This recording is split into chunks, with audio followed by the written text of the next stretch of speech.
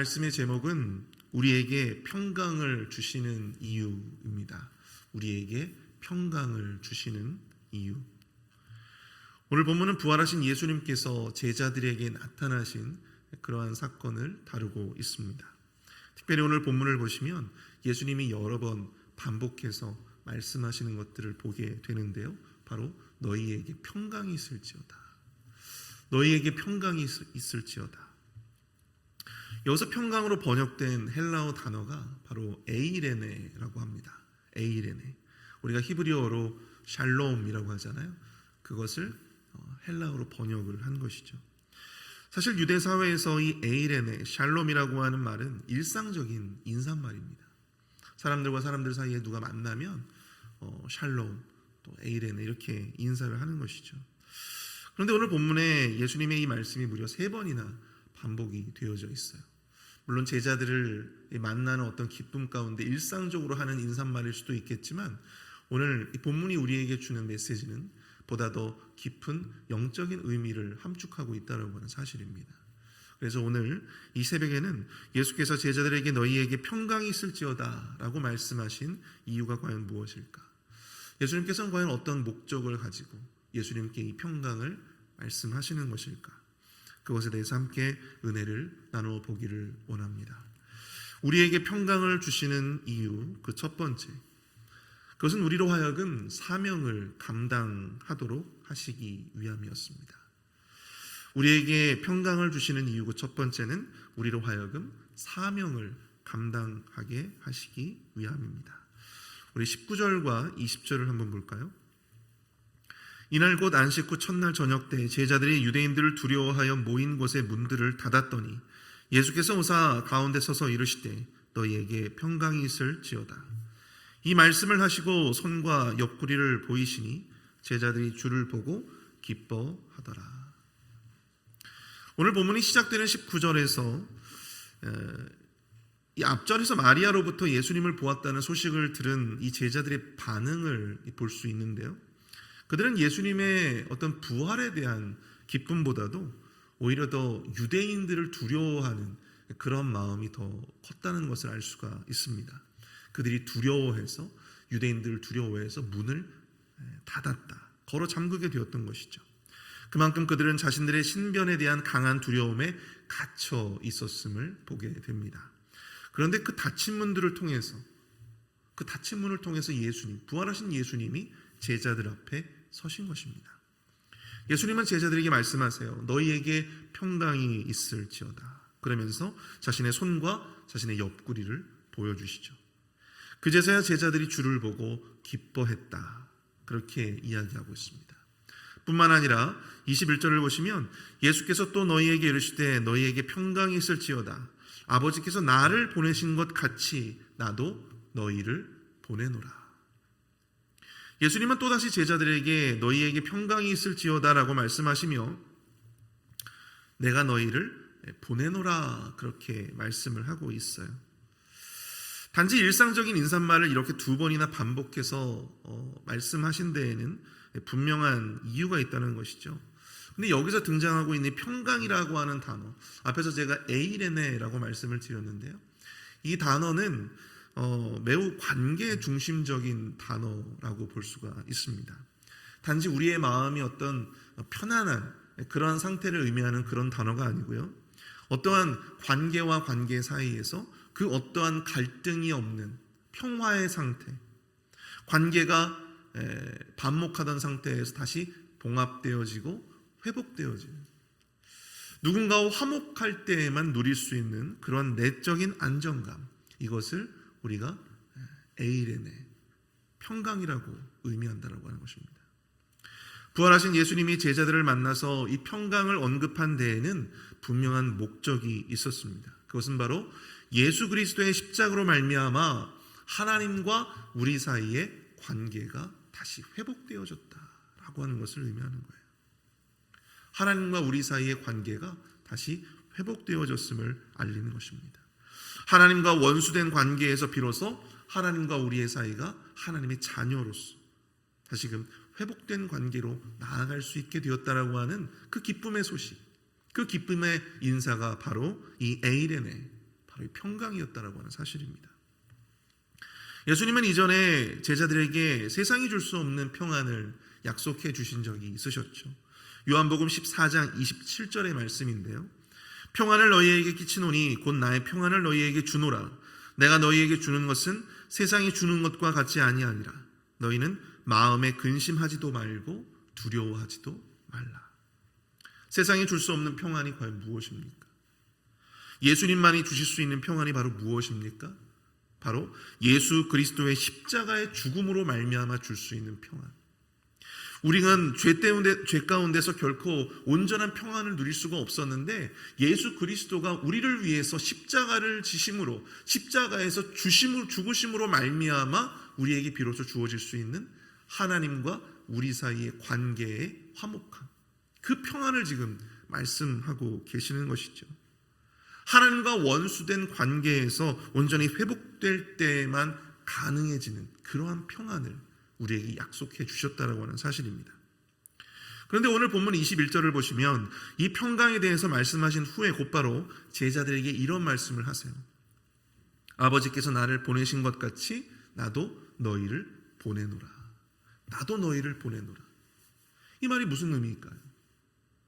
바로 제자들을 예수님께서 말씀하시는 그 사역의 자리로, 그 복음 전도의 자리로 보내시는 것을 우리가 깨달아 알 수가 있는 것이죠. 예수님이 제자들에게 평강을 주셨던 그 첫 번째 이유는 바로 사명 때문이었음을 알게 된다는 사실입니다. 제자들이 예수님의 사명을 받아 파송되기 전 예수님은 제자들에게 다른 것이 아니라 바로 이 평강의 메시지를, 평강을 주시고자 하셨다는 하는 것이죠. 하나님과 내가 화목하다는 확신이 없는 사람, 하나님과의 나의 관계가 회복되었다라고 하는 그런 확신이 없는 사람은요, 결단코 하나님의 일을 할 수 없습니다. 하나님의 그 사명을 감당할 수가 없습니다. 하나님과 거리낌이 있는 사람은요, 결코 하나님의 사명을 감당할 수 없어요. 창세기를 보십시오. 아담과 하와가 하나님께 범죄하고 난 후에 그들은 하나님 앞에 어떻게 반응했습니까? 하나님을 피해서, 하나님의 낯을 피해서 숨어버렸어요. 두려워서 숨었습니다. 하나님께 거리낌이 되고 하나님과의 관계가 깨졌다라고 생각하는 사람은요, 두려워서 숨기 마련입니다. 그래서 그 사명을 온전히 감당할 수가 없는 것이죠. 내 안에 평강이 있어야 주의 사명도 감당할 수 있는 것입니다. 하나님이 나를 보내셨고 또 하나님이 여전히 나와 함께 하시고 또 하나님과 내가 화목한, 화평한 관계 가운데 있음을 확신하는 자, 그러한 자들의 마음 가운데 평강이 주어지는 것이죠. 그 평강이 우리를 담대하게 하고 그 평강이 우리로 하여금 밖으로 나아가게 하고 주님을 증거하게 하고 주를 위해서 그의 모든 일들을, 그 사명을 감당할 수 있게 하는 원동력이 될 수 있다라고 하는 사실입니다. 모세가 죽고 나서 여호수아가 새로운 지도자가 되었습니다. 여호수아 1장에 보면 새로운 지도자가 된 여호수아에게 하나님이 하신 일이 바로 이것이에요. 바로 평강을 주신 거예요. 평강.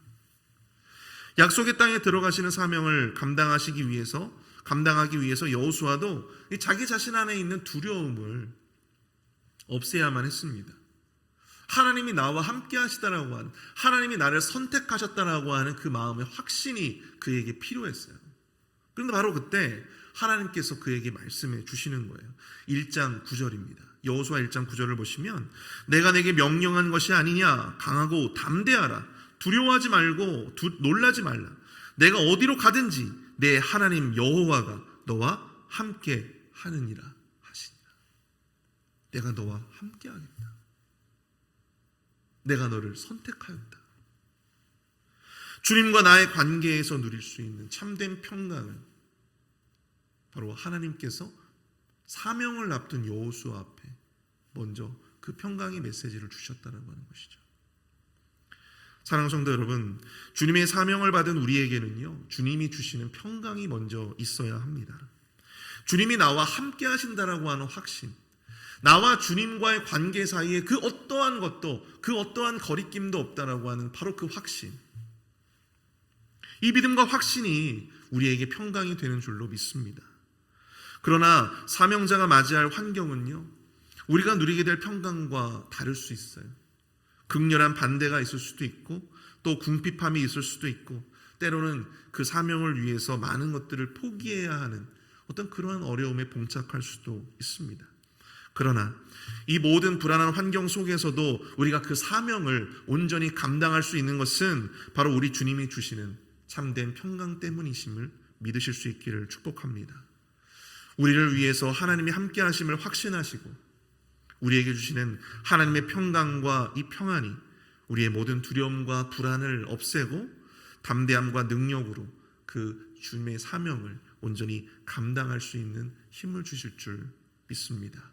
우리가 그 힘을 의지해서 하나님의 사명에 더욱더 열심으로 그 일들을 감당하시는 저와 여러분들이 되시기를 축복합니다.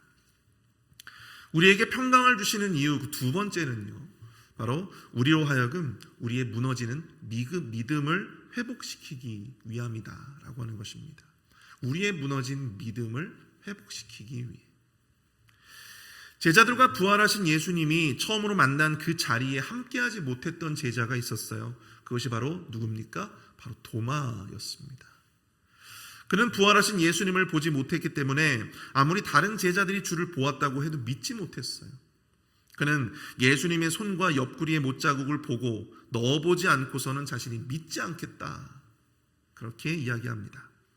도마의 이 말에는요, 이 부정의 뜻을 뜻하는 이 단어가 두 개가 사용되어졌습니다. 매우 강한 부정을 의미하는 것이죠. 나는 절대로 결단코 믿지 않겠다라고 하는 어떤 그런 단호한 어떤 의지의 표현이 여기에 지금 담겨 있는 것입니다. 도마는 의심 속에서 이미 그 믿음이 무너져 있었습니다. 그런데 그런 도마에게 예수님이 나타나셨어요. 26절부터 28절까지의 말씀을 보십시오. 여드레를 지나서 제자들이 다시 집안에 있을 때 도마도 함께 있고 문들이 닫혔는데 예수께서 오사 가운데 서서 이르시되 너희에게 평강이 있을지어다 하시고 도마에게 이르시되 내 손가락을 이리 내밀어 내 손을 보고 내 손을 내밀어 내 옆구리에 넣어보라. 그리하여 믿음 없는 자가 되지 말고 믿는 자가 되라. 도마가 대답하여 이르되 나의 주님이시요 나의 하나님이시니이다. 여드레, 즉 8일이 지났다고 합니다. 이것은 앞선 7일 동안 진행되어졌던 6월절 축제 기간이 모두 끝났음을 알려줍니다. 그러니까 이날도 예수님이 부활하신 날처럼 안식일에 해당되었던 거예요. 안식일 날 모여있는 제자들에게 예수님이 다시 나타나신 것이죠. 예수님은 또다시 나타나셔서 제자들에게 이런 말씀을 주십니다. 너희에게 평강이 있을지어다. 예수님은 예수님의 부활하심을 믿지 못하는 도마를요, 책망하지 않으셨습니다. 오히려 그에게 자신의 손을 보고 자기 옆구리에 그 손을 넣어보라고 그렇게 하셨어요. 그러면서 믿음 없는 자가 되지 말고 믿는 자가 되라. 여러분, 도마는요, 요한복음에 특히나 많이 등장하는 사람입니다. 그 모습을 보면 매우 용기 있고 충성스럽게 그려지고 있어요. 예수님이 죽은 나사로를 보려고 베다니 쪽으로 가시게 되어졌을 때 당시 베다니에는요, 예수님에 대한 반감이 굉장히 극심했던 지역이었습니다. 그런데 그 지역으로 가시려고 했을 때 이 도마가 제자들을 이렇게 이끌면서 우리도 주와 함께 죽으러 가자라고 했던, 그렇게 독려했던 자가 바로 이 도마였어요. 예수님이 제자들에게 고별 설교를 하실 때에도 자신이 이해되지 않는 어떤 말씀에 솔직하게 질문할 수 있었던 사람도 바로 이 도마였습니다. 그런데 참 이상하죠. 그렇게 충성스러웠고 그렇게 솔직했던 이 도마가, 그렇게 신실했던 도마가 예수님이 부활하셨다는 말을 들었다면, 평소에 그의 모습이었다면 매우 흥분하면서 기뻐했을 거예요. 정말 예수님이 부활하셨냐? 나도 예수님을 봐야만 했었는데. 그렇게 흥분하면서 기뻐했을 거예요. 그런데 그런 그가 이토록 믿음이 무너졌던 데에는 어떤 이유가 있었을까? 사실 그가 그토록 예수님의 부활 소식에 대해서 아주 이 극단적인 의심, 이것을 갖게 된 데에는 그 안에 가지고 있었던, 숨겨져 있던 상처가 있었다라고 하는 것이죠. 십자가 사건은요, 모든 제자들에게도 비극이었지만 자신이 그토록 사랑하고 충성하였던 예수님의 죽음을 이 도마가 목도했던 사건이었어요. 예수님을 향한 그의 기대와 소망 모두를 앗아갔던 아주 충격적인 사건이 바로 이 십자가의 사건이었어요. 그의 의심은 애초부터 예수님에 대한 의심을 가졌던 것이 아닙니다.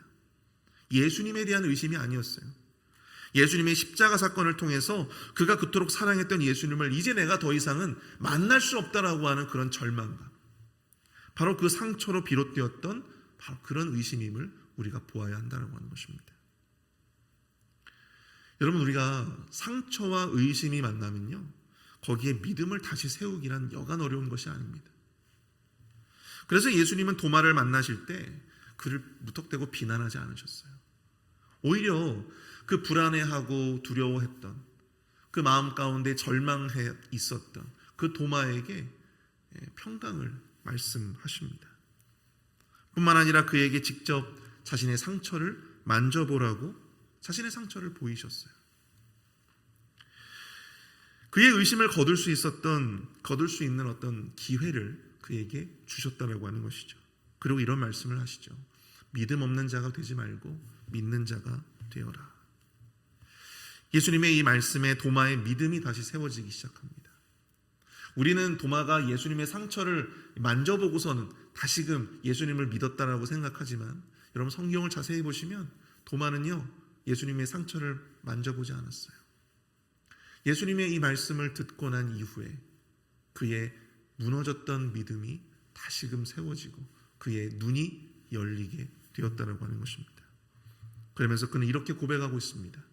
나의 주님이시요 나의 하나님이십니다. 비로소 그의 믿음이 회복되어졌어요. 다시금 세워질 수 있었다라고 하는 것이죠. 여러분, 우리가 불안하면 의심을 키우지만 평안하면 그 믿음을 받아들일 준비가 될 수 있습니다. 평강은 우리의 믿음이 다시 세워지고 회복될 수 있는 조건이 될 수 있는 것이죠. 예수님을 보자마자 의심과 두려움으로 가득 찼던, 절망으로 가득 찼던 그의 마음에 비로소 주님이 약속하시는 평강이 임하게 되어지고 주님을 하나님으로, 비로소 하나님으로 고백할 수 있게 되었다라고 하는 사실입니다. 우리가 살다 보면 우리의 믿음과 주님을 향한 우리의 신념이 흔들리게 되는 경험을 할 때가 있죠. 내 사역에 대한, 내 사명에 대한 확신이 흔들리게 되어지는 그런 때가 오게 됩니다. 그럴 때 우리가 다시금 이 믿음과 확신을 회복할 수 있는 것, 내 사명에 대한 확신, 교회에 대한 확신, 또 주님에 대한 확신, 그것을 회복할 수 있는 것은 더 많은 정보나 아니면 더 많은 증거나 더 많은 검증이 아닙니다. 바로 주님이 내 안에 주시는 평강이에요. 믿음은 증거로 생기는 것이 아니라 주님이 나와 함께 하신다라고 하는 이 평강의 토양 위에서 비로소 열매를 맺을 수가 있기 때문입니다. 사랑하는 성도 여러분, 우리의 믿음이 흔들릴 때 주님이 우리에게 평강으로 임하여 주시기를 축복합니다. 우리 안에 주님만이 주실 수 있는 평강으로 나의 의심과 주님에 대한 나의 불안, 그리고 두려움을 몰아내고 온전히 주님을 내가 다시 신뢰할 수 있는, 내 사명을 다시금 주님 앞에 신뢰함으로 나아갈 수 있는 그 길을 열어달라고, 이 기도와 간구가 우리 안에 있게 되어지기를 축복합니다. 평강이 있을지어다. 이 평강의 메시지가 무너졌던 우리의 믿음이 다시 세워질 수 있는 그 귀한 은혜로 우리에게 임하게 될 줄 믿습니다. 우리 오늘 말씀을 생각하시면서 우리 이 시간 함께 좀 기도했으면 좋겠는데요. 주님이 주시는, 오직 주님만이 주실 수 있는 평강을 나에게 허락하여 주시옵소서. 주님의 평강으로 나려 하여금 사명을 감당하게 하시고 주님의 평강으로 무너진 나의 믿음이 다시 세워질 수 있도록 인도하여 달라고 이 시간 우리 합심하여 기도하며 나가도록 하겠습니다.